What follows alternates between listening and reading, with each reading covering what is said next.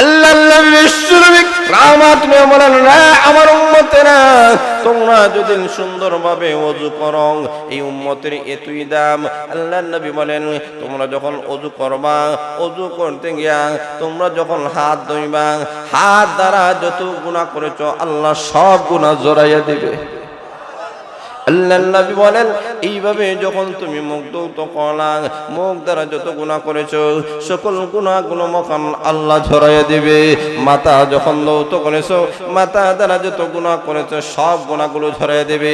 ওযুর অঙ্গ প্রত্যঙ্গ থেকে পানিগুলো যেমন ভাবে ঝরে যায়, আল্লাহর রাসূল বলেন, এইভাবে তোমরা যখন ওযু করবা তোমাদের জীবনের গুনাহগুলো আল্লাহ ঝরাইয়া দিবে। জোরে বলেন সুবহানাল্লাহ। আল্লাহর নবীর কতগুলো এমন ভাবে ছিল সত্য, আমাদের মসজিদের ইমাম যার নাম ইমাম আবু হানিফা রাহমাতুল্লাহ আলাইহি, আল্লাহ রাব্বুল আলামিন ওনাকে এমন একটা ক্ষমতা, এমন একটা কেরামতি মহান আল্লাহ দিয়েছিলেন। মানুষেরা যখন ওযু করে, ওযু করার সাথে সাথে যেই পানিগুলা ঝরে উনি দেখতে পান কে কোন গুনাহ করেছে। ওনার অন্তর ওয়াসওয়াসা আসলো, প্রভু গো, আমি তো দেখতে পাই সে কোন গুনাহ করছে, কোন গুনাহগুলো ঝরতেছে। আল্লাহ, তুমি সর্বময় ক্ষমতার মালিক, এমন যদি আমার হয়ে যায় মানুষের প্রতি আমার অন্যরকম ধারণা হবে। আল্লাহ, এই জিনিসটা আমার কাছ থেকে তুলে নাও। আল্লাহ রাব্বুল আলামিন তার দরখাস্ত কবুল মঞ্জুর করে তুলে নিলেন। তাহলে আল্লাহ বুঝায় দিয়েছেন, মানুষেরা যে গুনাহ করে এই গুনাহগুলো ওযুর সাথে সাথে জড়িয়ে যায়। এই মধ্যে কথার মর্ম হলো সগীরা গুনাহগুলো জড়ে যায়। ওই বান্দা বান্দি যখন ওযু করার সাথে সাথে তাড়িয়ে দিলে তওবা করে, মহান আল্লাহ তাদের কবিরা গুনাহ মাফ করে দেয়। আল্লাহর নবীর একজন সাহাবী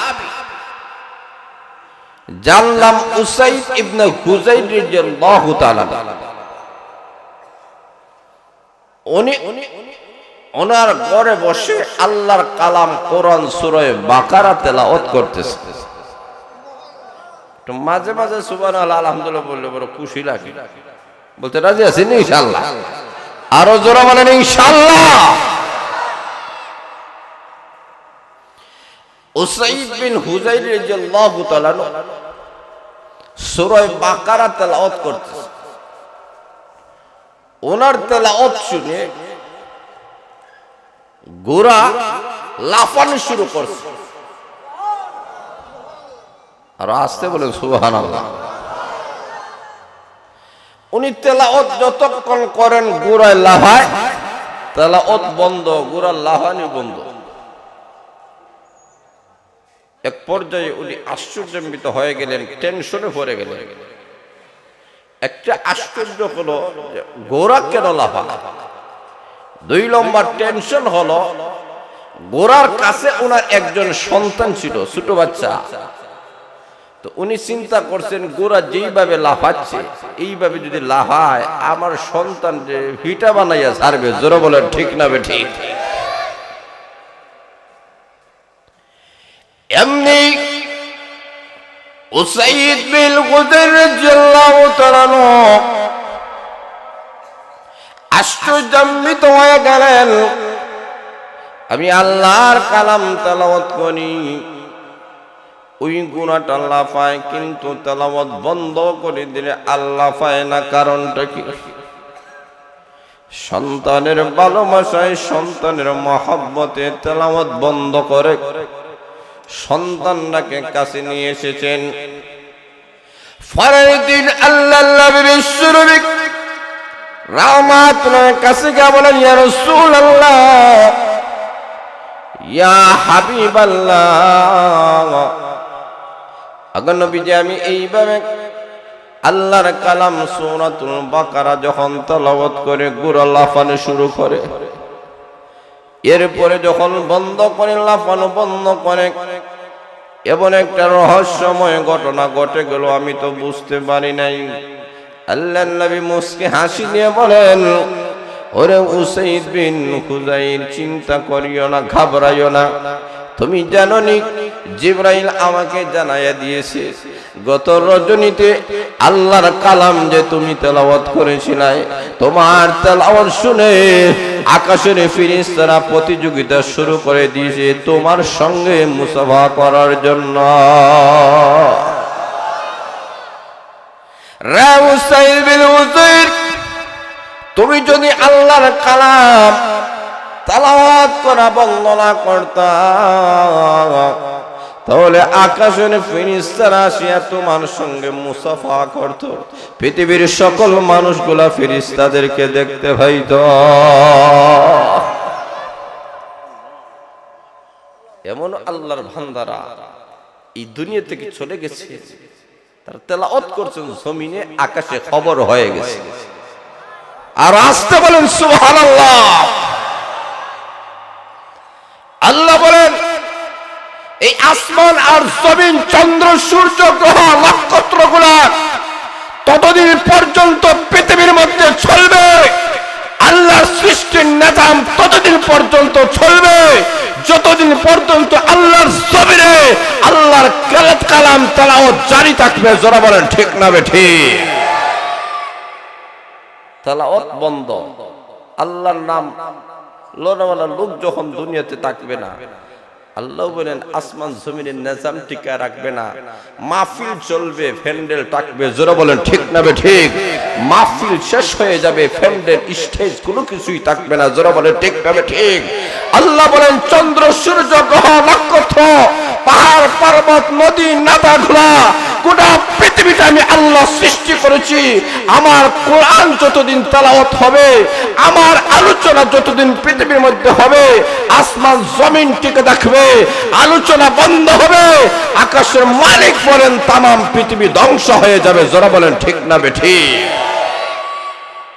যে আলোচনাটা আপনাদের সামনে অত্যন্ত সার গর্বভাবে কোরআন হাদিস থেকে তাফসীর আপনাদের সামনে তুলে ধরেছেন আমার পূর্বের তরুণ সমাজের অহংকার, বলিষ্ঠ ইসলামী চিন্তাবিদ, বর্ষিয়ান ব্যক্তিত্ব, সিলেটের ঐতিহ্যবাহী দ্বীনি প্রতিষ্ঠান জামিয়া দারুল কোরআন মাদ্রাসার সুনামধন্য মুহাদ্দিস হযরতুল আল্লামা হযরত মাওলানা মিজানুল হক সাহেব দামাত বারকাতুল আলিয়া, যিনি অত্যন্ত সাবলীল ভাষায় কোরআন হাদিস থেকে আপনাদের সামনে সেই কিয়ামতের ভয়াবহ অবস্থা সম্পর্কে আপনাদের সামনে তুলে ধরেছেন। যারা বলেন ঠিক না ঠিক? আমি আপনাদের সামনে এই কথাটা বলতে চাই যে আল্লাহর দ্বীনি প্রতিষ্ঠানগুলো যতদিন থাকবে, আসমান টিকে থাকবে, জমিন টিকে থাকবে।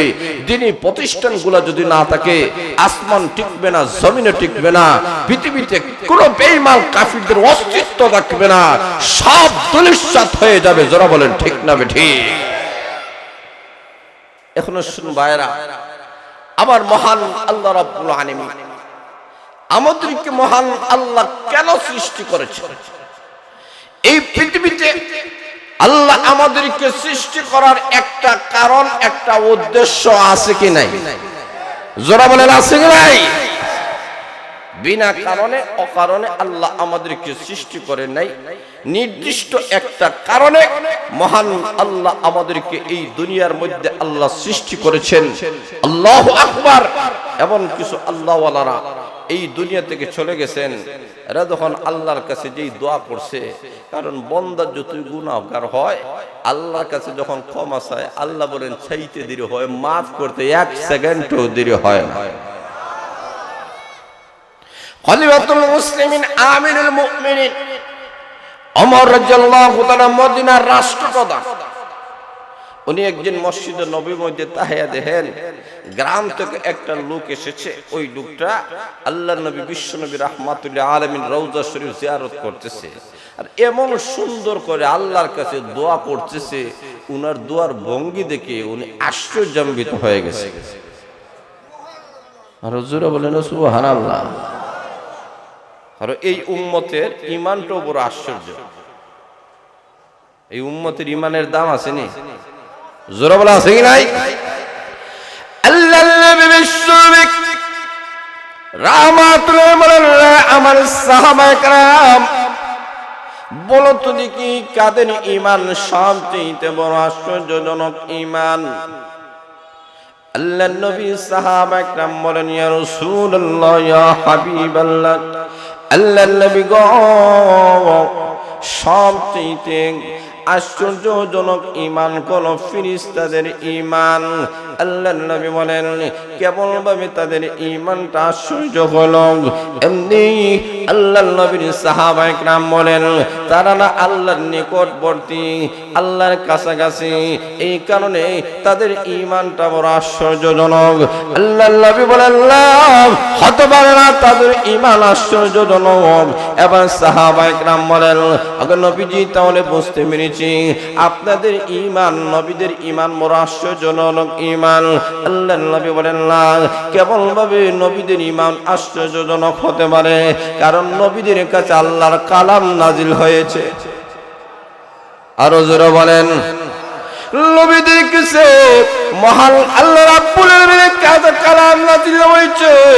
জিবরাইল আলাইহিস সালাতু ওয়াস সালাম এসেছেন নবীদের মাধ্যমে মহান আল্লাহ অনেক মুজিজা মহান আল্লাহ দেখাইছেন নবীরা মহান আল্লাহর সাথে কথা বলেছেন এমন নবী আছেন আপনার আমার নবী বিশ্ব নবী রাহমাতুল আলামিন মেরাজের রাত্রিতে মহান আল্লাহ রাব্বুল আলামিনের সাথে কথা বলেছেন জোরে বলেন ঠিক না বেঠিক আপনার আমার নবী যেই নবীকে মহান আল্লাহ জান্নাত দেখাইছেন আপনার আমার নবী এমন একজন নবী যেই নবীকে মহান আল্লাহ জাহান্নাম দেখাইছেন জোরে বলেন ঠিক না বেঠিক আল্লাহর নবী বিশ্বক রাহমাতুল আল্লাহ হতে পারে না সাহাবায়ে کرامের নবীদের ঈমান আশ্চর্যজনক হতে পারে না এমনি সাহাবায়ে کرام বলেন আগে নবীজি তাহলে বুঝতে পেরেছি আমাদের ঈমান বড় আশ্চর্যজনক ঈমান আল্লাহর নবী ডাক দিয়ে বলেন তোমাদের ঈমান কিভাবে আশ্চর্যজনক হবে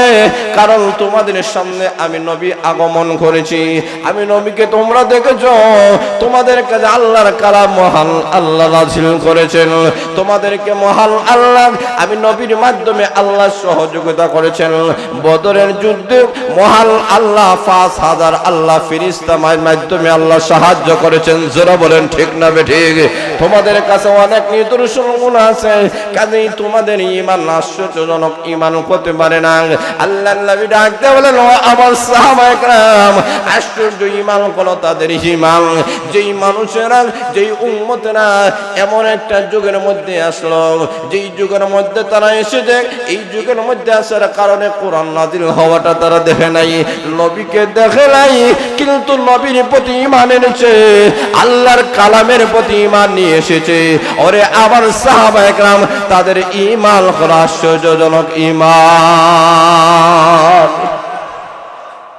রাসূল আমাদেরকে বুঝিয়ে দিলেন সাহাবায়ে কেরাম থেকে জানায় দিলেন পরবর্তীতে যে উম্মতরা আসবে যারা কুরআন নাযিল হওয়া দেখে নাই যারা নবী দেখে নাই যারা রাসূল দেখে নাই যারা পূর্ববর্তী অনেক ইতিহাসগুলো বাস্তবে তারা দেখে নাই এই সমস্ত মানুষেরা আলিম উলামাদের কথা শুনিয়া কোরআন বিশ্বাস করবে নবী রাসূল বিশ্বাস করবে জান্নাত বিশ্বাস করবে জাহান্নাম বিশ্বাস করবে পরকাল বিশ্বাস করবে তাদের চাইতে আশ্চর্যজনক ঈমান আর কারো হতে পারে না জোরে বলেন আল্লাহু আকবার আমাদের ঈমানের দাম আছে নি কথা বলে ঈমানের দাম আছে নি এই ঈমানটা হলো বড় আশ্চর্যজনক ঈমান এই ঈমানের বড় দাম আছে এই ঈমানটা স্বাভাবিক না এটা মাগনা আইছে না মাগনাও যাবে না মাশাআল্লাহ একটু মহব্বতের সাথে যারা দাঁড়াই আছেন এদের কষ্ট হইতেছে যারা একটু সামনে দিকে বাড়েন যারা বসে আছেন একটু মহব্বতের সাথে একটু সামনের দিকে বাড়েন খালি জায়গা পূরণ করেন একটু সামনের দিকে বাড়েন যারা দাঁড়াই আছেন মেহেরবানি পূর্বক হতে পারে আজকের এই মাহফিলটা আমাদের জীবনের শেষ মাহফিল যারা বলে ঠিক না ঠিক কত মানুষ ঘুমায় ঘুম থেকে উঠে না হয়তো কত মানুষ এই মাহফিলে আসবেন হয়তো আর ফিরে নাও আমরা যাইতে পারি এই কারণে আগামী বছর হয়তো আমরা নাও থাকতে পারি এই কারণে মহব্বতের সাথে জিকিরের সাথে খালি জায়গা পূরণ করেন যারা দাঁড়াই আছেন বসে পড়েন লা ইলাহা ইল্লাল্লাহ জোরে সুরে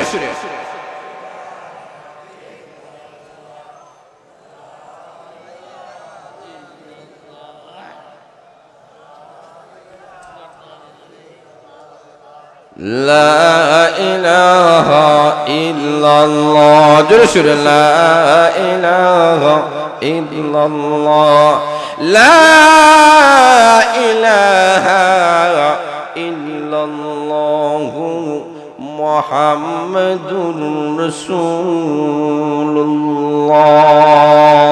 সাল্লাল্লাহু আলাইহি সাল্লাম। এখন শুনুন ভাইরা, মহান আল্লাহ রাব্বুল আলামিন এই উম্মতের নাম, এই উম্মতের সম্মান মর্যাদা মহান আল্লাহ বাড়াইয়া দিয়েছেন। আল্লাহ বিশ্বনবী রাহমাত নিয়ে বলেন, আমার উম্মতেরা তোমরা যদি সুন্দরভাবে ওযু করো, এই উম্মতের এতই দাম। আল্লাহর নবী বলেন, তোমরা যখন ওযু করবা, ওযু করতে গিয়া তোমরা যখন হাত ধুইবা, হাত দ্বারা যত গুনাহ করেছো আল্লাহ সব গুনাহ জড়াইয়া দিবে। আল্লাহর নবী বলেন, এইভাবে যখন তুমি মুখ ধৌত করলা, মুখ দ্বারা যত গুনাহ করেছো সকল গুনাহগুলো মহান আল্লাহ ঝরাইয়া দিবে। মাথা যখন ধৌত করেছো, মাথা দ্বারা যত গুনাহ করেছো সব গুনাহগুলো ঝরাইয়া দেবে। ওযুর অঙ্গ প্রত্যঙ্গ থেকে পানিগুলো যেমন ভাবে ঝরে যায়, আল্লাহর রাসূল বলেন, এইভাবে তোমরা যখন ওযু করবা তোমাদের জীবনের গুনাহগুলো আল্লাহ ঝরাইয়া দিবে। জোরে বলেন সুবহানাল্লাহ। আল্লাহর নবীর কতগুলো এমন ভাবে ছিল সত্য, আমাদের মসজিদের ইমাম যার নাম ইমাম আবু হানিফা রাহমাতুল্লাহ আলাইহি, আল্লাহ রাব্বুল আলামিন ওনাকে এমন একটা ক্ষমতা, এমন একটা কেরামতি মহান আল্লাহ দিয়েছিলেন। মানুষেরা যখন ওযু করে, ওযু করার সাথে সাথে যেই পানিগুলো ঝরে উনি দেখতে পান কে কোন গুনাহ করেছে। ওনার অন্তর ওয়াসওয়াসা আসলো, প্রভু গো আমি তো দেখতে পাই সে কোন গুনাহ করছে, কোন গুনাহগুলো ঝরতেছে। আল্লাহ তুমি সর্বময় ক্ষমতার মালিক, এমন যদি আমার হয়ে যায় মানুষের প্রতি আমার অন্যরকম ধারণা হবে। আল্লাহ এই জিনিসটা আমার কাছ থেকে তুলে নাও। আল্লাহ রাব্বুল আলামিন তার দরখাস্ত কবুল মঞ্জুর করে তুলে নিলেন। তাহলে আল্লাহ বুঝিয়ে দিয়েছেন মানুষেরা যে গুনাহ করে এই গুনাহগুলো ওযুর সাথে সাথে জড়িয়ে যায়। এই মধ্যে কথার মর্ম হলো সগীরা গুনাহগুলো জড়ে যায়। ওই বান্দা বান্দি যখন ওযু করার সাথে সাথে তাড়িয়ে দিলে তওবা করে, মহান আল্লাহ তাদের কবিরা গুনাহ মাফ করে দে। আল্লাহ বিশ্বনবী রাহমাতুল্লাহ বলেন, রে আমার উম্মতেরা ওযু করার পরে কিছু পানি নিয়ে পশ্চিম দিক দিয়া তোমরা তাকাইয়া যদি আশহাদু আল্লাহ এই দোয়াটা যদি পড়তে পারো, আল্লাহর রাসূল বলেন একটা দুইটা নয়, জান্নাতের 8টা দরজা আল্লাহ খুলে দেয়।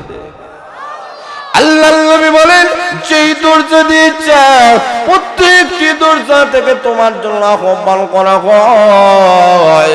ওযু করেওয়ালা বান্দা বান্দিরা আমি আর দরজা দিয়ে প্রবেশ করো। আল্লাহর রাসূল বলেন, যেই দরজা দিয়ে ইচ্ছা ওই দরজা দিয়ে আল্লাহর তুমি জান্নাতের মেহমান হয়ে যাইবা। আল্লাহর নবী বিশ্বনবী রাহমাতুল আমিন ঘোষণা করেছেন, এইভাবে ও দুনিয়ার মানুষেরা মহান আল্লাহ তোমাদেরকে ইবাদতের জন্য দুনিয়াতে পাঠিয়েছেন। আল্লাহর নবী বলেন, রে আমার উম্মতেরা তোমরা যদি আমি রাসূলের উপরে দুরূদ শরীফ পাঠ করো, দুরূদ শরীফ পাঠ করলে মহান আল্লাহ রাব্বুল আমিন তোমাদের উপরে 10টা রহমত নাজিল করবে। আর আস্তে বলেন সুবহানাল্লাহ। আল্লাহর রাসূল বলেন, তোমাদেরকে মহান আল্লাহ 10টি নেকি দান করবে, 10টি গুনাহ তোমাদের জীবন থেকে আল্লাহ মাফ করে দিবে। জোরে বলেন সুবহানাল্লাহ। আল্লাহর নবী বিশ্বনবী রাহমাতুল্লাহ এইভাবে আমলের কথা আমাদের সামনে তুলে ধরেছেন। যার যত আমল বেশি ওই মানুষের সম্মান মর্যাদা মহান আল্লাহর কাছে বেশি। আল্লাহ বলেন, আল্লাহ ওয়ালাদের কারণে আমি আল্লাহ আসমান আর জমিন আমি আল্লাহ ঠিকায় রেখেছি। ওরে বান্দা বান্দিরা জীবন ভর গুনাহ করেছো, নাফরমানি করেছো, অন্যায় করেছো, নামাজ পড়তে পারো নাই, তেলাওয়াত করতে পারো নাই, জিকির আজকার করতে পারো নাই, মাহফিলে এসে জাহান্নামের কথা শুনেছো, চোখ থেকে জোরে জোরে তুমি পালাইছো, ওই চোখের পানির কারণে জাহান্নামের আগুন আমি আল্লাহ হারাম করে দিয়েছি। আবার যতই গুনাহ করো না কেন আল্লাহর কাছে বলো, আমার মহান আল্লাহ বলেন, বান্দা বান্দিরা রে তুমি গুনাহগার, আমি আল্লাহ মাফ করে নেওয়ালা। এখন শুনবায়না হযরত উমর রাদিয়াল্লাহু আনহু তাকায়া দেখেন গ্রাম্য একজন মানুষ বিশ্ব নবীর রওজা মোবারক জিয়ারত করে হাত তুলে মহান আল্লাহর কাছে দরখাস্ত শুরু করে দিয়েছে। আল্লাহর কাছে বলে, রব্বুল আলামিন আর রব্বুল আলামিন আমি গোলাম তোমার গোলাম। আরো জোরে বলেন আমরা কার গোলাম? আরো জোরে বলেন আল্লাহ আমি গোলাম তোমার গোলাম। আর ওই যে আমার সামনে যিনি বিশ্বনবী রাহমাতুল আলামিন, উনি কয়েছেন আপনার হাবিব, আপনার বন্ধু। আর আরেকটা আছে মিস্টার ইবলিস, এ আমাদের বন্ধু না শত্রু? আরো জোরে বলেন। হ্যাঁ কয় বইও না, যাও কি বাড়িত গেলে ওয়াজ শোনা যায়। জোরে বলেন ঠিক না বে ঠিক? বললাম না, যাও কি বাড়িতে গেলে ওয়াজ শুনতে পারবা, অসুবিধা নেই, যাও। আর মিস্টার ইবলিস চায় না মাহফিলে বসতে। জোরে বলেন ঠিক না বে ঠিক? ওই গ্রাম্য মানুষ আল্লাহর কাছে বলে রব্বুল আলামিন আমি তোমার গোলাম।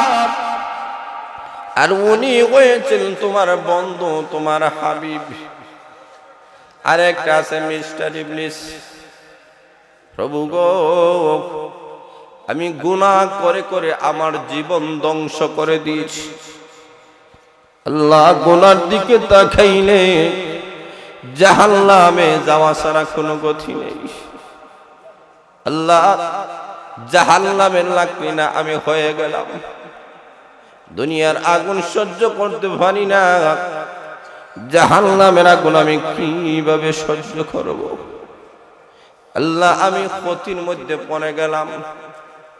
ও প্রভু তুমি যদি আবার জীবনের গুনাহ যদি তুমি মাফ করে দাও গো, তোমার নবী বিশ্ব নবী খুশি হবে, উনি আনন্দিত হবে, কিন্তু মিস্টার ইবলিস বেজার হবে।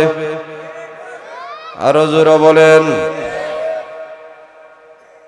আর যদি তোমার গুনাহগার বান্দাকে যদি তুমি মাফ করে না দাও, তোমার নবীর মনটা বড় খারাপ হবে, তোমার নবী ব্যতীত হবে, মিস্টার ইবলিস খুশি হবে।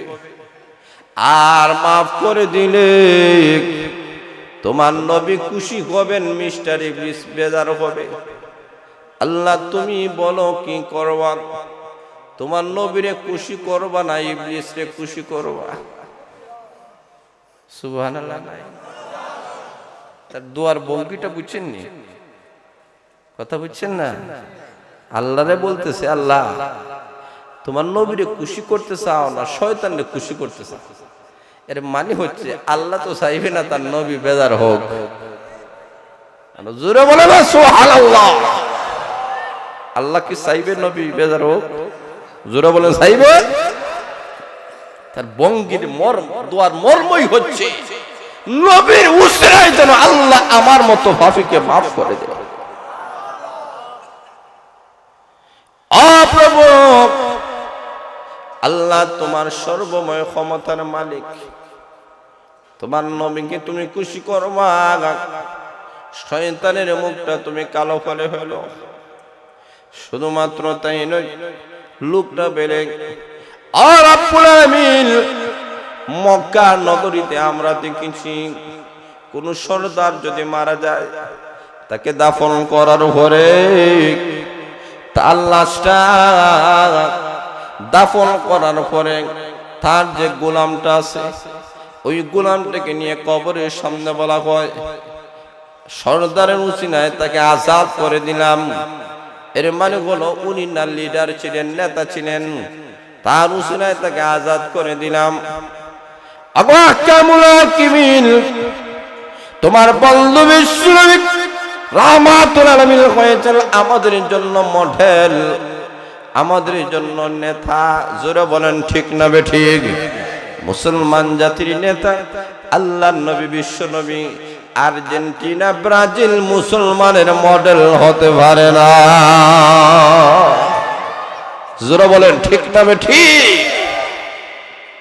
এগুলো মডেল না, বিশ্বনবী মডেল। লোকটা বলে রব্বুল আলামিন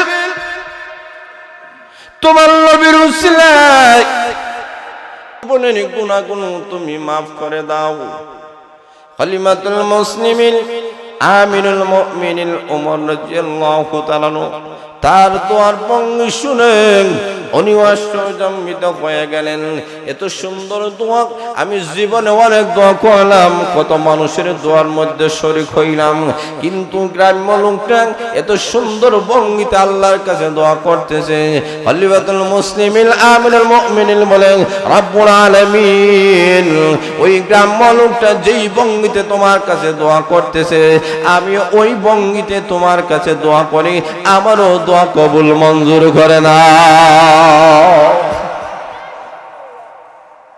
গ্রাম্য মানুষ হতে পারে কিন্তু তার দোয়ার ভঙ্গিটা বড় উত্তম। আর যারা বলেন ঠিক না ঠিক?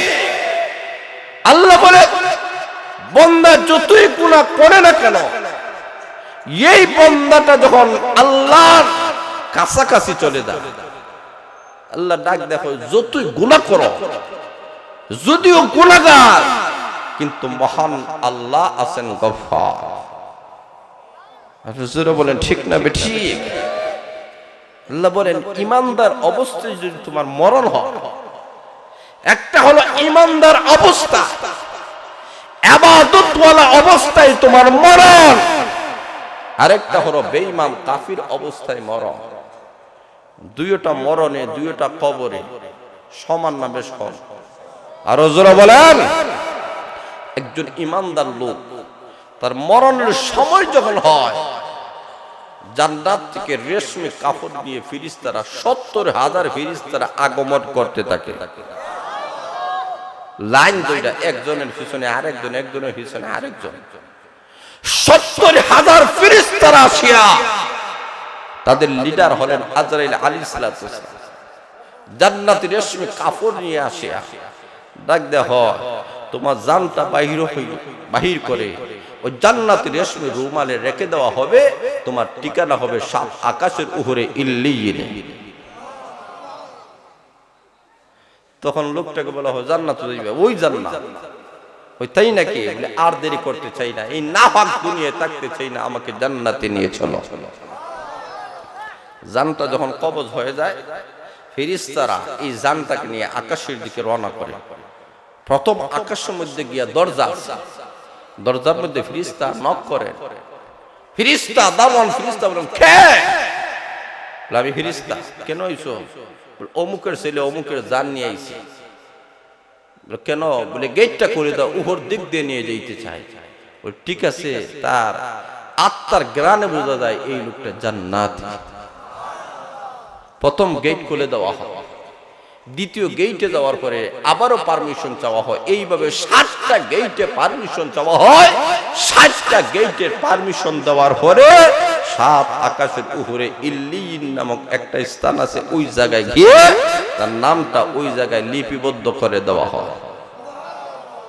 করে দেয়া ওই জায়গায় রাখা হয় না, আবার লইয়া ফেরেশতা লইয়া ওই দিনে কবরে রাখার পরে যখন সবাই চলে আসে, দুইজন ফেরেশতা মুনকার নাকির আসিয়া তাকে প্রশ্ন করেন, জিন্দা না মুর্দা? লোকটা জিন্দা না মুর্দা? জিন্দা। তা জানটা আবার দেওয়া হয়, লোকটা জিন্দা হয়ে বসে যায়। জুরা বলেন না সুবহানাল্লাহ। ইয়াউলি ফেরেশতারা বলেন, মান রাব্বুকা ওয়া মা দীনুকা ওয়া মা কাদার রাজুলুল্লাযী বুইসা ফীকুম। লোকটা বলে, প্রশ্ন করবা পরে আমি তাকায়া দেখি রে, আকাশের সূর্যটা অস্তর দিকে যাইতেছে, আসরের নামাজের টাইম শেষ হয়ে যাবে, আমাকে দেরি করিও না। আমি মতুর খান্দি জামে মসজিদের ফানজাগারা নামাজি ছিলাম, আমি কোনোদিন নামাজ ছাড়ি নাই। মুয়াজ্জিন সাহেব আল্লাহু আকবার আল্লাহু আকবারের ধ্বনি যখন দিয়েছিলেন, আমি তখন ঘুমাই নাই আরামের বিছনা ছেড়ে, আমার স্ত্রী ছেড়ে, আমার ছেলে মেয়েকে ছেড়ে আমি প্রচন্ড ঠান্ডাকে অপেক্ষা করে আল্লাহর ঘরে আমি হাজিরা দিয়েছিলাম।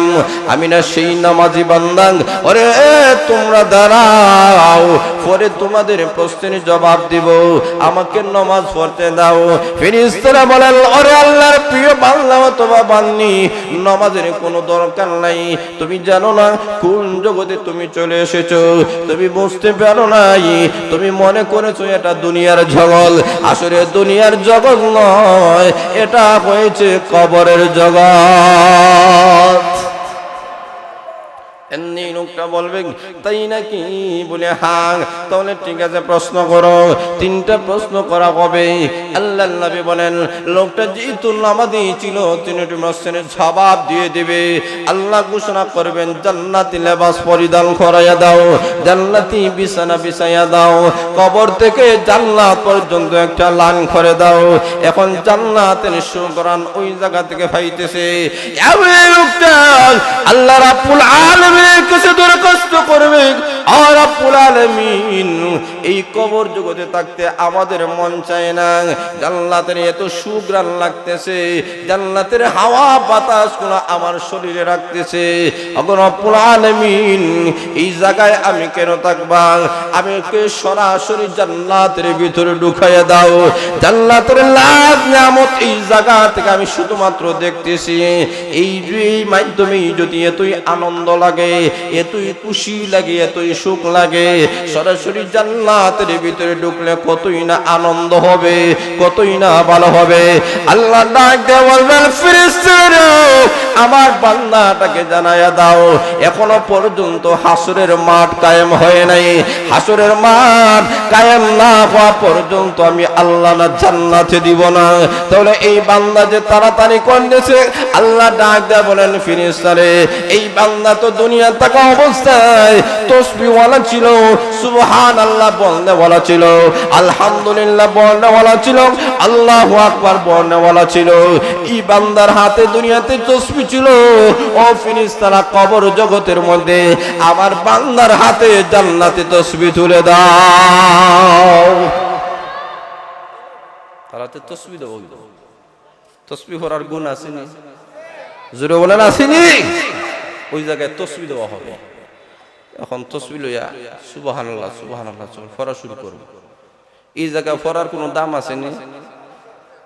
কবরের জগতে পড়ার দাম আছে? সুবহানাল্লাহ সুবহানাল্লাহ পড়বো, হঠাৎ করে তাসবিহটা ছিঁড়ে যাবে, যেই ছিঁড়ে যাইবে লজ্জিত হয়ে যাবে, আল্লাহ আল্লাহ একটা তাসবিহ দিয়েছেন, কত সুন্দর, তাসবিহটা ছিঁড়ে গেল। এখন দানাগুলা তালাশ করতেছে, দানাগুলা তালাশ করতেছে, একটা তালাশ করে ঢুকায়, সুতার ভিতরে ঢুকায়, তালাশ করে ঢুকায়, তালাশ করে ঢুকায়, এইভাবে তাসবিহর দানা ভরে শেষ করবে, হাসরের মাঠ কায়েম হয়ে যাবে।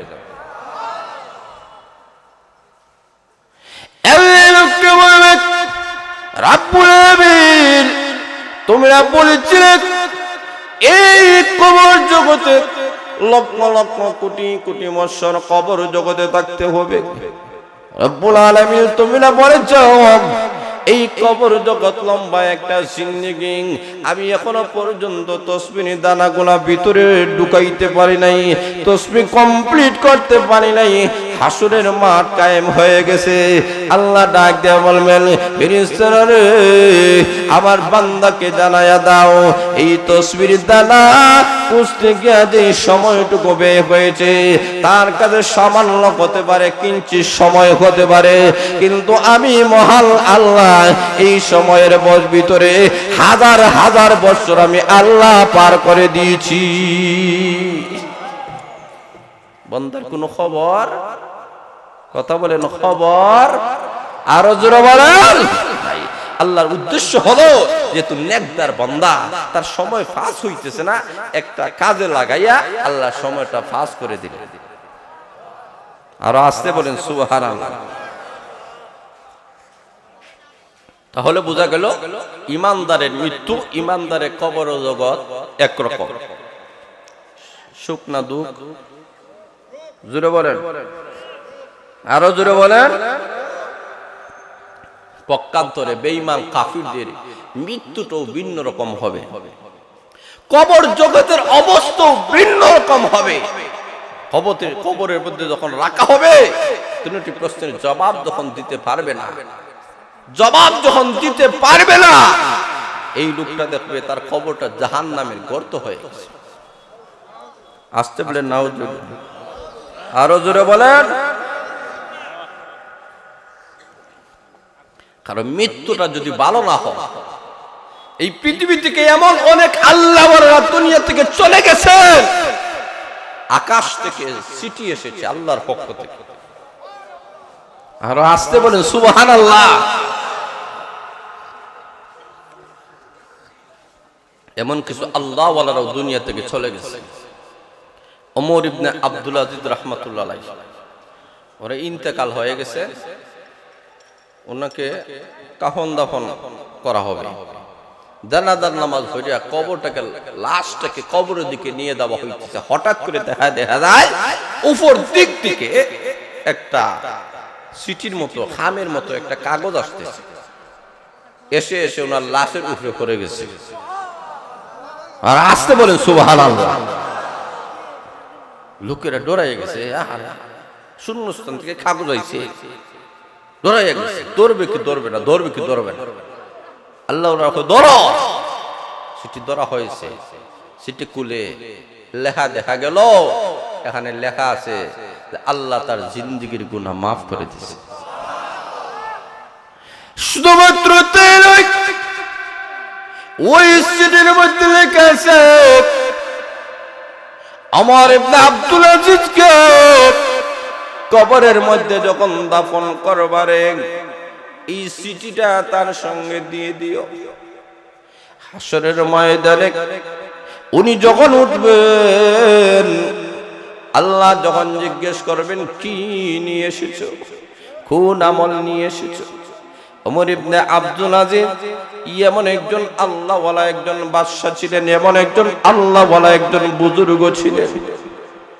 উনার জামানার মধ্যে এতই ন্যায় ইনসাফ ছিল, যা আমরা বলি বাঘে এবং বকরে এক গাঁটে পানি খাইছে। জোরে বলেন ঠিক না বেঠিক? এমন একটা ইনসাফ, এমন একটা সুন্দর আদর্শ উনি দেখাইয়া গিয়েছিলেন। খেলাফতের দায়িত্ব নেওয়ার পর স্ত্রীকে ডাক দেয়, বলেন প্রাণের স্ত্রী, খেলাফতের দায়িত্ব আমার কাছে এসেছে, আমি রাষ্ট্র পরিচালনা করব।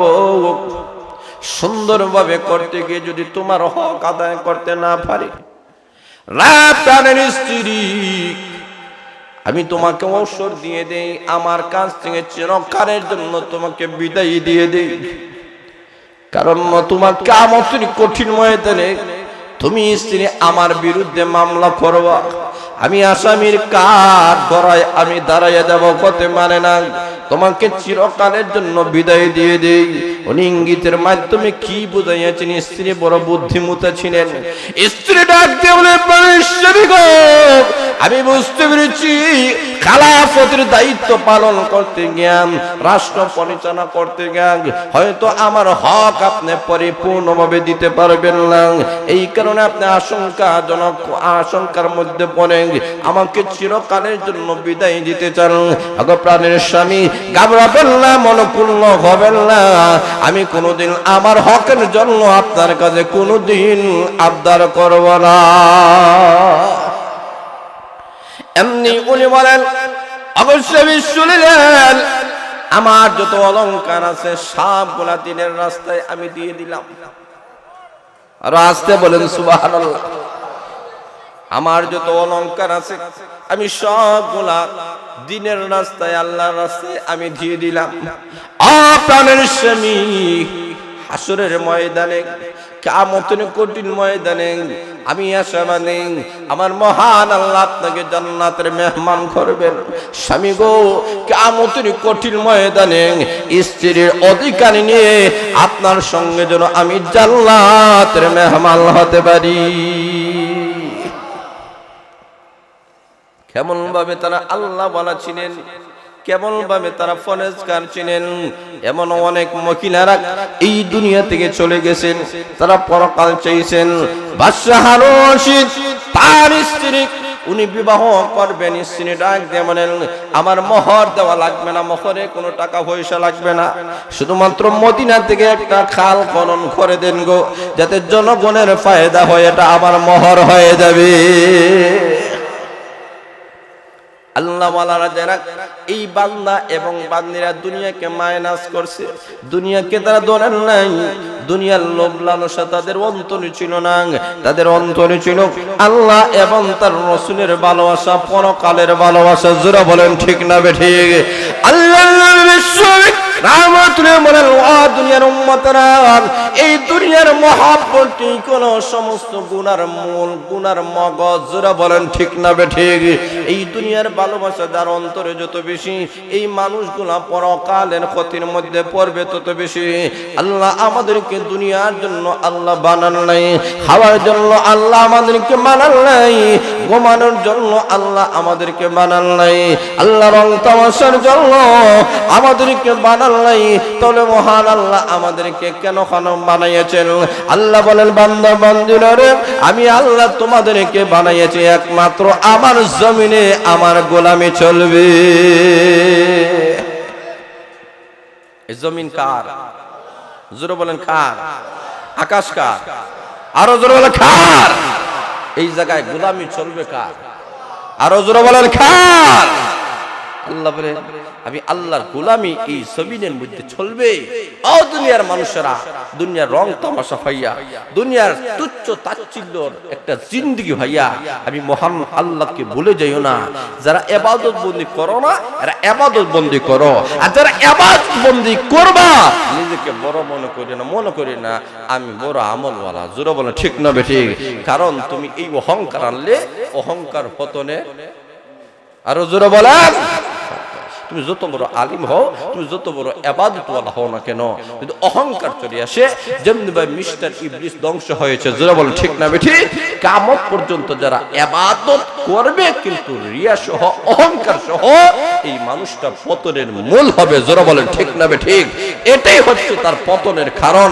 এইরকম অনেক দুনিয়াতে বড় বড় উঁচা পায়ের মানুষ এমনও দুনিয়া থেকে চলে গেছে, এরা বড় ডিগ্রি আছে, বড় উঁচা পায়ের আছে, কিন্তু অহংকার আসার কারণে একেবারে নিচে চলে গেছে। রাজুরা বলেন এমন একজন ছিলেন আবু আব্দুল্লাহ আন্দলুসি রাহমাতুল্লাহ আলাইহি। এত বড় একজন আলিম ছিলেন, ওই যুগের জুনাইদ বাগদাদি রাহমাতুল্লাহ আলাইহি ওই যুগের শ্রেষ্ঠ একজন ওলি ছিলেন, আল্লাহওয়ালা ছিলেন। ওনার চাইতে উনি বড় মাপের ওলি ছিলেন। সুবহানাল্লাহ নাই? জোরে বলেন সুবহানাল্লাহ। আবু আব্দুল্লাহ আন্দলুসি রাহমাতুল্লাহ আলাইহি, আল্লাহু আকবার, তাকে এতই মাকাম মহান আল্লাহ দিয়েছিলেন। হাজার হাজার মুরিদ, হাজার হাজার ছাত্র, ওনার ইলমের ভায়াও বেশি, আমলও বেশি। একবার উনি সফর করতেছেন, এই সফরে জুনাইদ বাগদাদি রাহমাতুল্লাহ আলাইহি ছিলেন। এক জায়গা থেকে আগের জায়গায় যাবেন, রাস্তার মধ্যে যাওয়ার পরে তাদের নামাজের টাইম হয়ে গেছে, এখন ওযু করবেন, নামাজ পড়বেন। ওযু করার জন্য পানি দরকার আছে কি নাই? জোরে বলেন আছে কি নাই? আছে। এখন পানি দ্বারা ওযু করবেন, গ্যাসের একটা কুয়ার কাছে গিয়া দেখেন, ওই কুয়া থেকে পানি তুলবেন, পানি দ্বারা ওযু করবেন। কুয়ার কাছে গেছে, গিয়া দেখে খ্রিস্টান একটা মহিলা, একটা যুবতী মহিলা শুয়োরকে ওই জায়গাতে থেকে পানি পান করাচ্ছে। অর্থাৎ এই শুয়োরের রাহালে একটা খ্রিস্টান মহিলা করতেছে। তখন ওনার অন্তরে একবার আসলো, আমি বড় দিনদার, বড় আল্লাহওয়ালা, সাধারণ না, এ আমার চিতে নিকৃষ্ট, শুয়োর পরিচালনা করে, শুয়োরের রাহালি করে। এতটুকু ওনার অন্তরে চলে এসেছে। আল্লাহ ডাক দেওয়া হয়, এই অহংকার তার পতনের কারণ হয়ে দাঁড়াইছে। কথা বলে ঠিক না? আরো জোরে বলে ঠিক না? ঠিক। আল্লাহ লক্ষ্য করে দেন, এতটুকুই যদি বলেছেন আমার মহান আল্লাহ রাব্বুল আলামিন তাকে পরীক্ষার মধ্যে মহান আল্লাহ পালাইয়া দিলেন। এমন পরীক্ষা শুরু হয়ে গেল, যেই মহিলাটাকে উনি ঘৃণা করেছেন এবং মনে মনে ধারণা করল এই খ্রিস্টান মহিলার চাইতে আমি দামি, আমি সম্মানিত। এমনি মহান আল্লাহ তাকে একটা পরীক্ষার মধ্যে আল্লাহ ফালাইয়া দিলেন। আল্লাহওয়ালা যত বড়, আল্লাহ ওয়ালার কাছে পরীক্ষাটাও তত বড় আসে। যারা বলেন ঠিক না ঠিক? এখন আসলে মায়েরা এমন ভাবে পরীক্ষার মধ্যে পড়ে গেলেন, আমার মহান আল্লাহ যেই মহিলার প্রতি উনার ঘৃণা তৈরি হয়েছিল, মুহূর্তের ভিতরে আমার মহান আল্লাহ ওই মহিলার প্রতি তার অন্তরে একটা ভালোবাসা আল্লাহ সৃষ্টি করে দিয়েছেন। এমন ভাবে যুবতী মহিলার প্রতি উনি আকৃষ্ট হয়ে গেলেন, এমন ভাবে তাকাচ্ছেন চোখ আর ফিরায় না। মুরিদরা ডাক দেয়া বলে, ছাত্ররা বলে, হুজুর গো, ওই খ্রিস্টান যুবতী মহিলার দিকে আপনি কেন বারবার তাকান? তাকানোর কারণ কি? আপনি তো কোনো মহিলার দিকে তাকান না, ব্যাপারটা কি? উনি পরিষ্কার ভাবে বলে দিলেন, তোমরা বুঝবা না, আমি ওই মহিলার প্রতি আকৃষ্ট হয়ে গেছি, আমি ওই মহিলাকে ভালোবাসি। আর হুজুর বলেন ভালোবাসি, খ্রিস্টান মহিলাকে ভালোবাসে। মুরিদরা, ও আল্লাহ, ইক্ষুন অবস্থা আমাদের পীর সাহেবের এই দোষাটা কেন? পীর সাহেব যদি বেহত হয়, মুরিদেরও বেহত হয়ে যায়। যারা বলেন ঠিক না ঠিক? তারা এটা দেখো ব্যাপারটা বলে, ব্যাপারে ওই বললে তাহলে চলেন না, যাব না, আমাকে ওই জায়গায় রাখিয়া তোমরা চলে যাও। শেষ পর্যন্ত তারা বুঝায় সুঝায় ওনাকে যখন হারে নাই, ওই জায়গায় রাখিয়া তারা চলে গেছে।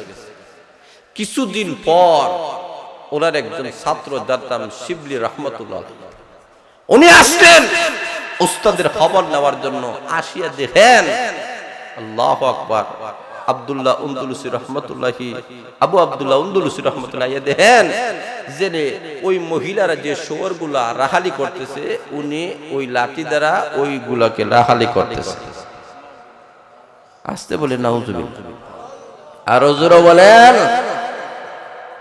উনি বলেন, হুজুর এমন কি অবস্থা আপনার হয়ে গেল আমরা বুঝতে পারি না।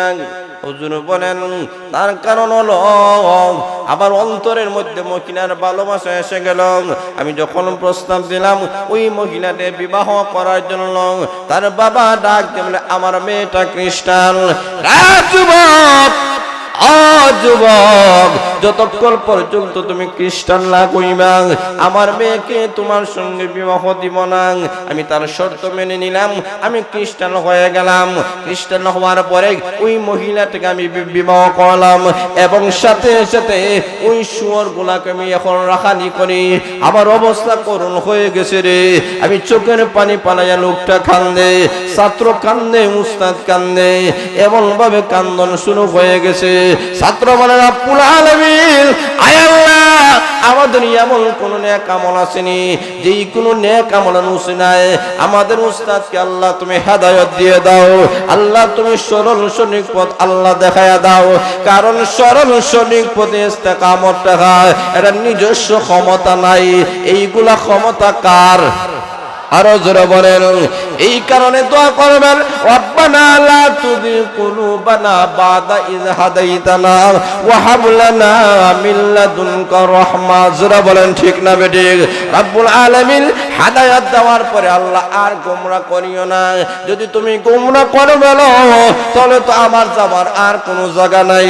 এমনি লক্ষ্য করে দেখেন, এবং কথাগুলা যখন বলা শুরু করেছেন, আমি খ্রিস্টান হয়ে গেছি, এখন ছাত্র ডাক দেয়া বলেন, হুজুর গো, আপনি না হাফিজে কোরআন ছিলেন, আল্লাহর কালাম মুখস্থ ছিল, আল্লাহর কালামের আয়াতগুলো আপনার মুখস্থ আসেনি। উনি বলেন, না, আল্লাহর কালামের কোনো আয়াত আমার মুখস্থ নাই, তবে একটা আয়াতের কথা আমি বলতে পারি, যে আয়াতের মধ্যে মহান আল্লাহ বলেছেন, যেই মানুষগুলো হেদায়েত পাওয়ার পরে গোমরা হয়ে যায়, ওই লোকটা যেন পথভ্রষ্ট হয়ে গেল, আল্লাহ থেকে অনেক দূরে চলে গেল। আমি বুঝতে পেরেছি, এই আয়াতের মাধ্যমে বুঝতে পেরেছি আমি অনেক পথভ্রষ্ট হয়ে গেছি, আল্লাহ থেকে দূরে চলে গেছি। শুধুমাত্র তাই নয়, উস্তাদ ছাত্রদের হুজুর, আপনার অনেক হাদিস আপনার মুখস্থ ছিল, মতন সহ, সনদ সহ। হুজুর, হাদিসগুলোর মধ্যে থেকে কোনো হাদিস আপনার মুখস্থ আসেনি। উনি বলেন, একটা মাত্র হাদিস মুখস্থ আছে। সেই হাদিসটা হলো, আল্লাহর নবী বলেছেন, যেই লোকটা মুসলমান হওয়ার পরে আবার বেঈমান কাফির হয়ে যায়, সে মুরতাদ হয়ে যায়। মুরতাদ হয়ে গেলে তাকে যেখানে পাইবা সেখানে হত্যা করবা। জোরে বলেন, আর জোরে বলেন। তাকে হত্যা করবা। এই হাদিসটা আমার মনে আছে। এতে বোঝা গেল এই দুনিয়ার জিন্দেগিতে আমি কতল ক্ষমা ছাড়া আমার আর কোনো পথ নাই, পরকাল জাহান্নাম যাওয়া ছাড়া আর কোনো পথ নাই। এখন ছাত্র চোখের পানি বলায় কান্দে, বাড়ির দিকে রওনা করেছে। রাস্তার মধ্যে যখন গিয়েছে, হঠাৎ করে তাকায় দেখে একটা নদী তার সামনে ভেসে উঠেছে। নদীর মধ্যে উনার উস্তাদ আবু আব্দুল্লাহ উন্দুলুস রহমাতুল্লাহ গোসল করতেছে। আর আসতে বলেন সুবহানাল্লাহ। উনি গোসল করতেছেন, গোসল করার পরে পবিত্র হওয়ার পরে উনি পড়তেছেন আশহাদু আল্লাহ ইলাহা ইল্লাল্লাহু ওয়া আশহাদু আন্না মুহাম্মাদান আবদুহু ওয়া রাসূলুহু। জোরে বলেন আল্লাহু আকবার। এমনি উনি আল্লাহর কালাম তেলাওয়াত করতেছেন আর আল্লাহর কলিমা তেলাওয়াত করতেছেন। ওই কলিমা পরে উনি মুসলমান হইতেছেন। ছাত্র ডাক দিয়ে বলেন, হুজুর গো, এখন যদি আপনি পবিত্র হয়ে গেছেন, আল্লাহর কালাম তেলাওয়াত করতেছেন, আপনি যদি কলিমা আপনার জবান থেকে উচ্চারিত হইতেছে। উস্তাদ ডাক দিয়ে বলেন, আমার মহান আল্লাহ আমাকে পরীক্ষার মধ্যে ফলাইয়ে দিয়েছিলেন। আমি যখন খ্রিস্টান মহিলাকে দেখে ঘৃণা করেছিলাম, অহংকার করেছিলাম, এমনি তাকায়া দেখি পাখির মতো কি যেন একটা জিনিস আমার ভিতর থেকে চলে গেল। আমি তখনই বুঝতে পেরেছি আসলে পাখি যায় নাই, আমার ভিতরের ঈমানটা চলে গিয়েছিল। যারা বলেন ঠিক না বেটি? এখন আমি যখন তওবা করেছি, কান্নাকাটি করেছি, আল্লাহর দরবারে যখন মাফি চেয়েছি, আমার মহান আল্লাহ ঈমানের মতো দৌলত আবার আল্লাহ ফিরিয়ে দিয়েছে। আল্লাহ তাকে আবার হেদায়েতের নূর দান করে দিয়েছে। তাহলে বোঝা গেল এক নম্বর কথা হলো যে ইবাদত বন্দেগী সারা যাবে না, ইবাদত বন্দেগী করতে হবে। আবার যারা করতেছেন অহংকার করা যাবে আরো জোরে বলেন না। অহংকার পতনের মূল। আল্লাহ রাব্বুল আলামিন আমার তেলাওয়াতকৃত আয়াতের মধ্যে আল্লাহ তুলে ধরেছেন, আল্লাহর উদ্দেশ্য হলো মানব আর জিন এই দুইটা জাতিকে লক্ষ্য করে আল্লাহ বলতেছেন, ও দুনিয়ার মানুষেরা, তোমাদের লক্ষ্য উদ্দেশ্যটা তোমাদেরকে বুঝতে হবে। সেই লক্ষ্য উদ্দেশ্য আর কোনো জায়গায় শিক্ষা দেওয়া হয় না, কোনো ব্যবসা প্রতিষ্ঠানে শিক্ষা দেওয়া হয় না, কোনো চাকরির মধ্যে শিক্ষা দেওয়া হয় না, অন্য কোনো প্রতিষ্ঠানে শিক্ষা দেওয়া হয় না। মানুষ সৃষ্টি করার আসল লক্ষ্য উদ্দেশ্যগুলা এই মাদ্রাসা গুলা থেকে শিক্ষা দেওয়া হয়।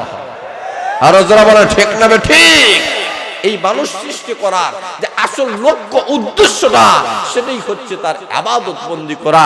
যেই মানুষ প্রকৃতগতভাবে জাতিগত মানুষ হলে হবে না, প্রকৃতগত মানুষ হতে হবে। গুণের মানুষ না হইলে মানুষ হইতে পারে না, আকার ইঙ্গিতে মানুষ হতে পারে না। তার চোখ আছে, কান আছে, এটা আবু জেহেলের আছে। জোরে বলে ঠিক না বেটি? ফেরাউনের, হামানের, সাদ্দাদেরও কান আছে, চোখ আছে, এইগুলার দ্বারা কোনো মানুষ হতে পারে না। আসল মানুষ হচ্ছে প্রকৃতগতভাবে যারা মানুষ, প্রকৃত মানুষ হতে হবে। কোরআন শিক্ষা ছাড়া, হাদিস শিক্ষা ছাড়া, ধর্মীয় শিক্ষা ছাড়া, নৈতিক শিক্ষা ছাড়া আর বিকল্প কোনো পথ নাই। আরো যারা বলেন ঠিক না বেঠি? আচ্ছা, যারা দাঁড়াই আছে ওই সাইডটা তো একটু খালি আছে, আপনারা সাইন নেনি। যারা দাঁড়াই আছেন তারা একটু শুনতে মনে চাই না, আপনারা একটু সামনের দিকে বাড়েন, একটু মহব্বতের সাথে ভাই, একটু খালি জায়গা পূরণ করা, একটু সামনের দিকে বাড়েন। আমার আলোচনা দিলে করবো না, ওলামা একরাম আসতেছেন, আলোচনা পেশ করবেন, আমি শেষ করে দিচ্ছি। একটু সামনের দিকে বাড়েন, একটু সামনের দিকে মহব্বতের সাথে। তাহলে লক্ষ্য করে দেখেন, আল্লাহ বুঝাতে চায় যে আসল উদ্দেশ্যই হলো পরকাল। কোন কাল? জোরা বলেন কোন কাল? পরকাল। আসল উদ্দেশ্য হচ্ছে পরকাল। এই কারণে পরকালের জিন্দেগিটা আমাদের যদি সুন্দর করতে হয়, পরকালের জিন্দেগি যদি আমরা সুখ এবং শান্তি পাইতে চাই, তাহলে এই দুনিয়াটাকে আমরা মাইনাস করতে হবে। মাইনাস করা ছাড়া পরকাল ভাবা যাবে? আর জোরা বলেন, আমরা দুনিয়ার লস চাই না, আমরা পরকালের লস চাই। জোরে বলেন ঠিক না? আল্লাহর রাসূল বলেন, কেউ যদি আসরের নামাজ না পড়ে, তো এই দুনিয়ার মধ্যে যা আছে সবগুলা লস হইলে যা লস হবে এর চেয়ে তার দ্বিগুণ লস হবে। আসরের নামাজ না হইলে কোনো মানুষ এরকম আফসোস করছেনি? কথা বুঝেন না? 10 টাকা বাজার থেকে বাড়িতে যাইতে আড়াই গেছে, ওই 10 টাকা তালাশ করতে গিয়ে আসরের নামাজ নাই। আর জোরা বলেন ঠিক না বেঠি?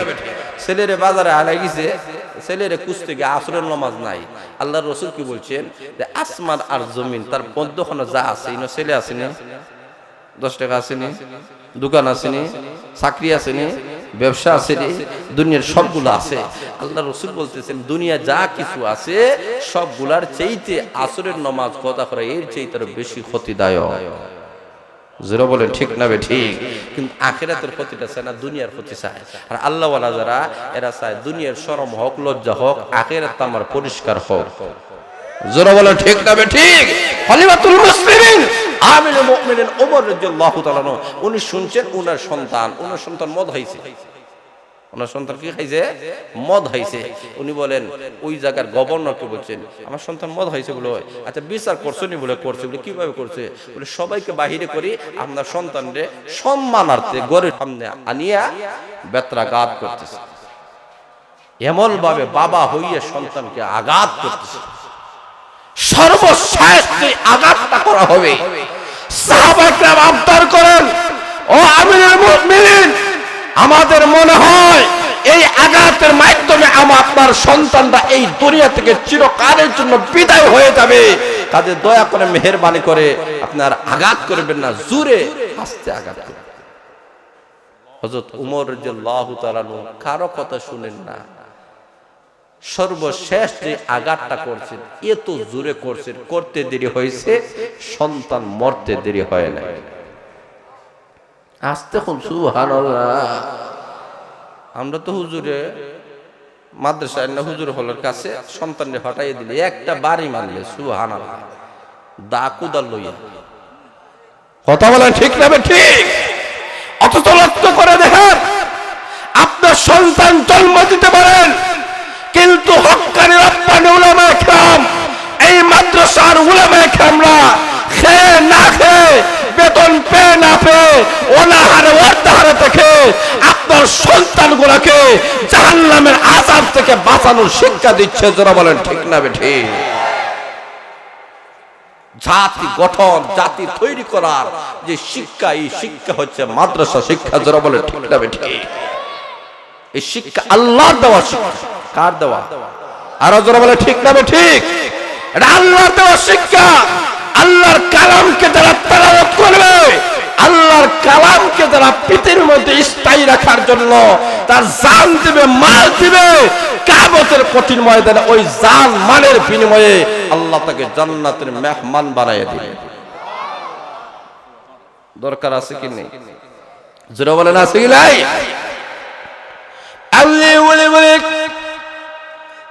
আমার সন্তান, আমি তোমাকে আঘাত করতে করতে আমি তোমাকে চিরকালের জন্য বিদায় দিয়ে দিলাম।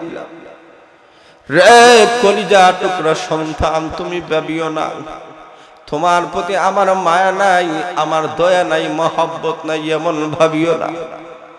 আমি বাবা পাশান এমন তুমি মনে করিও না। আরে সন্তান, আমি দুনিয়াতে তুমি একটা অপরাধ করেছো, এই কারণে আমি তোমাকে শাস্তি দিয়েছি, আল্লাহর বিধান আমি কায়েম করেছি। ওরে সন্তান, এই দুনিয়া থেকে তুমি যদিও বিদায় নিয়েছো, কিয়ামতের কঠিন ময়দানে আসামির খাট গড়ায় যখন আল্লাহ আমাকে দাঁড় করবে, তখন তুমি সন্তানের কারণে আমি আল্লাহর আসামির খাট গড়ায় দাঁড়ায় লজ্জিত হবে না। পাক শাক পরিষ্কার করে তোমাকে দিয়ে দিলাম পরকালের জিন্দেগীর সুখ শান্তির জন্য। আমরা তো দুনিয়ার সুখ চাই, দুনিয়ার সম্মান, দুনিয়ার ইজ্জত চাই। আর সাহাবায়ে কেরাম আল্লাহ ওয়ালারা দুনিয়াটাকে মাইনাস করছেন, দুনিয়ার ইজ্জত সম্মানটাকে মাইনাস করছেন, আখিরাতের ইজ্জত সম্মান চাইছেন। যারা বলেন ঠিক না ঠিক? এই কারণে আখিরাতের ইজ্জত আর সম্মান যদি পাইতে হয়, আখিরাতেই যদি মা বাবা দামি হতে হয়, সন্তান দামি হতে হয়, সেই হাসরের ময়দানে এই প্যান্ডেলটাকে আলোকিত করার জন্য অনেক লাইটের প্রয়োজন হয়েছে। হাসরের ময়দানে হঠাৎ করে দেখা যাবে হাসরের মাঠ আলোকিত হয়ে গেছে। কেন আলোকিত হয়ে গেছে? আল্লাহ নূরের ফেরেশতারা আইছে নাকি? বলে না, বলে ওই দুনিয়াতে হাফিজ কোরআন আলিমদেরকে ওই তাদের মাথার মধ্যে নূরের মুকুট পরিধান দেওয়া হয়েছে। আরো আসতে বলেন সুবহানাল্লাহ। এই মাদ্রাসার 49 বছর। জোরে বলেন ঠিক না বেঠিক? আরো জোরে বলেন ঠিক না বেঠিক? এই মাদ্রাসা সূচনা থেকে শুরু করে এই পর্যন্ত প্রথম বৎসর এই মাদ্রাসায় যিনি পড়েছেন ওনার বয়স, মাদ্রাসার বয়স যদি 49 হয়, ওনার বয়স 49। জোরা বলেন ঠিক না ঠিক? যারা 2 নম্বর বৎসর পড়েছেন তাহলে ওই লোকটার বয়স হয়েছে 48 বৎসর। জোরা বলেন ঠিক না ঠিক? 3 নম্বর বৎসর যেই ছাত্রটা বড় হয়েছে এই ছাত্রের বয়স হচ্ছে 47 বৎসর। জোরা বলেন ঠিক না ঠিক? এইভাবে এই বৎসর যেই ছাত্রটা ভর্তি হয়েছে এই মাদ্রাসার বয়স 49, এই ছাত্রের বয়স এই মাদ্রাসা অনুযায়ী 1 বৎসর। জোরা বলেন ঠিক না ঠিক? তাহলে লক্ষ্য করে দেখেন 19 বৎসর পর্যন্ত এই মাদ্রাসায় কত ছাত্র, কত হাফিজে কোরআন, কত আলিম, কত মাওলানা, কত শাইখুল হাদিস তৈরি করেছে যা গণনা করে শেষ করা যাবে না। এটা এই এলাকার গৌরব। জোরা বলেন ঠিক না ঠিক? এই এলাকার এই মাদ্রাসা হওয়ার কারণে শুধু এই এলাকার মধ্যে নয়, গোটা বিশ্বের মধ্যে এই মাদ্রাসার একটা সুনাম খ্যাতি অর্জন হয়েছে। আর জোরা বলেন ঠিক না ঠিক? এইগুলো আপনাদের খামাই, এইগুলো আপনাদের ফসল। হাসর ময়দান দেখবেন যারা 49 বছর আগে যে ছাত্রটা মাদ্রাসা ভর্তি হয়ে গেছে, উনি যে মাদ্রাসা আছে অনেক আছেন চিনবেন না। জোরে বলেন ঠিক না ঠিক? যার বয়স 30-40 হয়েছে উনি কি ওই লোকটা চিনবো? চিনবেন নি না? এমনি দেখা যাবে হাসরের ময়দানে ওই লোকটা দেখো, হ্যাঁ কই যান, আসেন, জান্নাতের টিকিট হয়েছে, আপনিও আসেন। সুবহানাল্লাহ। কারে তুমি হাসরের ময়দানে বাবা সন্তানকে পরিচয় দেয় না, বন্ধু বন্ধুকে পরিচয় দেয় না, স্বামী স্ত্রী পরিচয় দেয় না। আজকে তুমি কে আমাকে জান্নাতে যাওয়ার জন্য আহ্বান করো, এমনি ডাক দিয়ে বলবেন আপনি কি চিনেন নাই আপনার এলাকায় যে মতুরখান্দি মাদ্রাসা ছিল ওই মাদ্রাসায় না আমি ভর্তি হয়েছিলাম, আমি লেখাপড়া করে হাফিজে কোরআন হয়েছিলাম, আলিম হয়েছিলাম, মাওলানা হয়েছিলাম। আজকে মহান আল্লাহ আমাকে জান্নাতের টিকিট দিয়েছেন, সার্টিফিকেট দিয়েছেন। আপনার ঘরে লজিংতে আপনার এলাকার মধ্যে আপনার টাকা পয়সাকে আমি এত বড় হলাম, আলিম হলাম, জান্নাতের টিকিট হইলাম, আপনাকে এনেকে আমি জান্নাতে যাব, হতে পারে না। আর ওই মানুষগুলোকে আল্লাহ তুমি জান্নাত দিয়ে দাও। 50 বছরের ছাত্রগুলা এলাকার মানুষের জন্য যখন সুপারিশ করবে আল্লাহ ডাক দিয়ে বলবেন তোমরা যাদের জন্য সুপারিশ করবা আমি মহান আল্লাহ তাদেরকেও জান্নাতের মেহমান বানায়া দিলাম। দরকার আছে নি? হুজুর বলেন আছে কি নাই? এখন শুন ভাইরা, সবচেয়ে বড় একটা বিপদটা কি? দুহা কাপড় লইয়া যায়, কাপড় লইয়া যায়, মানুষের কাপড় চোপড় যা আছে সবগুলো নষ্ট করে ফেলায়। তখন ঈসা আলাইহিস সালামের কাছে উম্মতের একটা দরখাস্ত করছে, ওই দুহাটা কাপড় নিয়ে কাপড় সবগুলো নষ্ট করি নাই, আপনি একটু বদ্ধ করেন, লোকটা যেন মারা যায়। আল্লাহর পয়গম্বর হাত তুলে আল্লাহর কাছে দোয়া করছে, নবীর দোয়া কবুল দি। হুজুর বলেন কবুল দি। আল্লাহর কাছে দোয়া করছে, আল্লাহ কবুল করছে। একটা সাপ পাঠাইয়া দিছে। এখন দোহা গেছে 3টা রুটি লইয়া নদীর কিনারে গেছে কাপড় ধুইবে, যেই মাত্র গাট্টিটা খুলবে সাপও তাকে দংশন করবে। মুখটা খুলছে, ওই দিক দিয়া আল্লাহওয়ালা ডাক দেখো আমার একটা রুটি দিবা। আর আসছে বলে সুবহানাল্লাহ। আচ্ছা রুটি দিবা, যাও দিয়ে দিলাম, খাইতাম না। বলে আবার 3 ভাগের 1 ভাগ পড়ছে, আরেকটা দিবানি, যাও দিলাম। ও 3 ভাগের 2 ভাগ রয়েছে, বাকি রয়েছে কয় ভাগ? জোরে বলেন কয় ভাগ? 1 ভাগ। আরেকটা দিবানি, আচ্ছা যাও ওটাই দিয়ে দিলাম। আসতে বলেন সুবহানাল্লাহ। আরো জোরে বলেন সুবহানাল্লাহ। সবগুলা রুটি দিয়ে দিছে, লোকটা বাড়িতে চলে এসেছে। উম্মতের গা হল নবী আপনি না দোয়া করছেন, এটা দি বললো না ব্যাপার কি? উনি গেছেন গিয়া হয় ব্যাপার কি? গিয়া দেখেন তার গাট্টি খুলে দেখেন সাপ ঠিকই আছে। সাপ আল্লাহ হটাই দিছে, দংশন করবে। আল্লাহর ভয় কেমন ডাকে সাপ ধ্বংস করলো না কেন? বলে আল্লাহ আমার মুখে লাগাম লাগাইয়া দিছে। আসতে বলেন সুবহানাল্লাহ। লাগাম লাগাইয়া দিছে, জোরে বলেন। বলে কেন? আল্লাহর পয়গম্বর যে মুহূর্তে আমি তোকে দংশন করতে চাইলাম, আমি মুখ যখন বাহির করলাম এমনি দেখা যায় লোকটা আল্লাহর রাস্তায় একটা সদকা করে দিছে। আরো জোরে বলেন। আল্লাহর নবী বলেছেন সদকার মাধ্যমে বালা মুসিবত দূর হয়। এখন লক্ষ্য করে দেখেন, দান করবে আর তাকে দংশন করবে, এটা কখনো হতে পারে না। জোরে বলেন ঠিক না বেটি? আমি পারলাম না, আমি দ্বিতীয়বার যখন মুখটা তুললাম তখনই আরেকটা যখন রুটি দান করে দিছে, আল্লাহ আবার লাগাম লাগাইয়া দিছে। আরো জোরে বলেন সুবহানাল্লাহ। তৃতীয়বার যখন ইচ্ছা করলাম তাকে দংশন করার জন্য আরেকটা রুটি দিয়ে দিয়েছে। আমি জানেননি গো, ওই রুটিগুলো আল্লাহর রাস্তায় দান করার কারণে আমি তাকে ধ্বংস করি নাই। এতেই বোঝা গেল যারা দান খয়রাত করবে বালা মুসিবত থেকে মহান আল্লাহ উদ্ধার করে দেবে। এই ক্ষমতা কার? জোরে বলেন কার? লক্ষ্য করে দিন, আল্লাহ নবী বলেন যুদ্ধের ময়দানে তোমরা চান্দা দিবা। এমনি আবু বকর বলেন সব দিয়ে দিলাম, ওমর বলেন অর্ধেক, উসমান বলেন 3 ভাগের 1 ভাগ। একজন মহিলা দাঁড়া বলে রাসূলুল্লাহ ইয়া হাবিবাল্লাহ, আল্লাহর নবীজি আমার কাছে কোনো কিছুই নাই, আমি বাড়িতে তালাশ করে দেখি কোনো কিছু নাই, আমার একটা মাত্র সন্তান, এই কুলের সন্তান ছাড়া আর কেউ নেই। আল্লাহর নবীজি এই সন্তানটাকে আপনার দরবারে হাদিয়া দিয়ে দিলাম যুদ্ধের ময়দানে।